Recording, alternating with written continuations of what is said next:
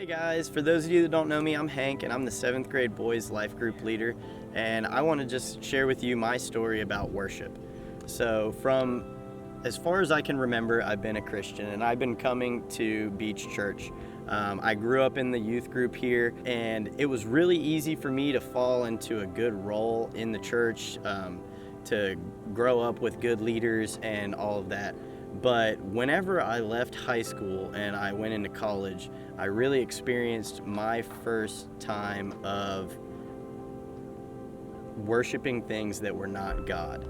And at the time, I didn't even realize that I was worshiping these things. But looking back on it now, as an adult, I can easily see that my attention was taken from God and put towards these things.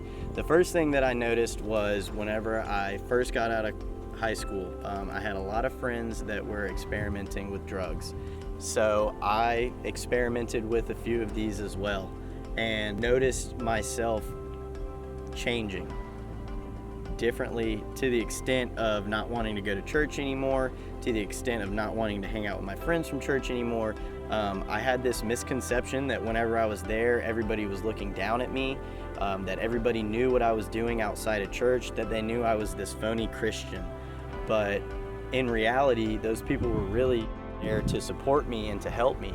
It took a select adult and a couple friends to really put me in place and let me know that I had changed and that this was not God's plan for my life. But my worship of things that were not godly didn't stop there. As I grew older, it just seemed to change. And instead of now worshiping drugs, I have gotten into worshiping the relationships that I've been in.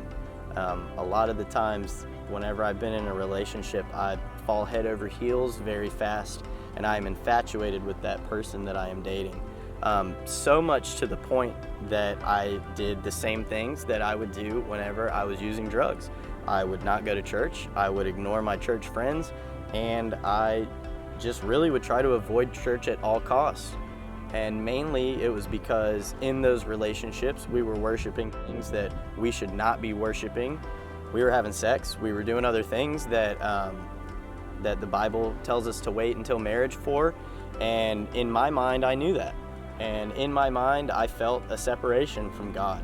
And so I really even found myself doing things that you guys would think were crazy. I moved out of my parents' house for the first time because I was dating a girl who was in financial trouble and needed help paying her rent. I uprooted my whole life from my family and my hometown to move to Manhattan for a girl. I had felt like I had kind of moved there, and I had this misconception that she owed me something because of that, and neither of us were happy. And the things that I wanted from her, like her attention and her comfort and her support, I was seeking from the wrong person. I've done just countless amounts of things that have hindered my relationship and my worship of God.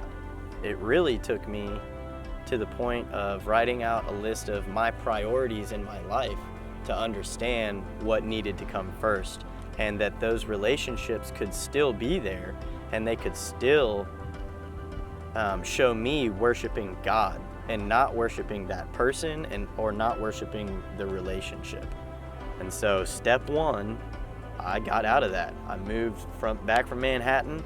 I started going to church on Sundays again, and I had been praying about how I could really use my gifts as a person to give back to the kingdom and to worship God through those gifts.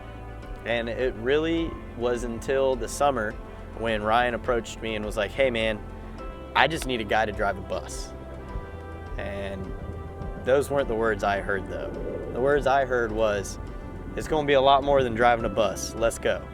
And it wasn't Ryan's voice, it was God's. Over those 5 days that I was in Albany was the best 5 days of my entire summer break that I could literally recollect. At the end of Albany, I had the opportunity to step in and lead a 7th grade boys life group. And by that point, I didn't even have to say yes or didn't even have to ask God, because I knew that's where He wanted me, and I knew that's where my worship lied.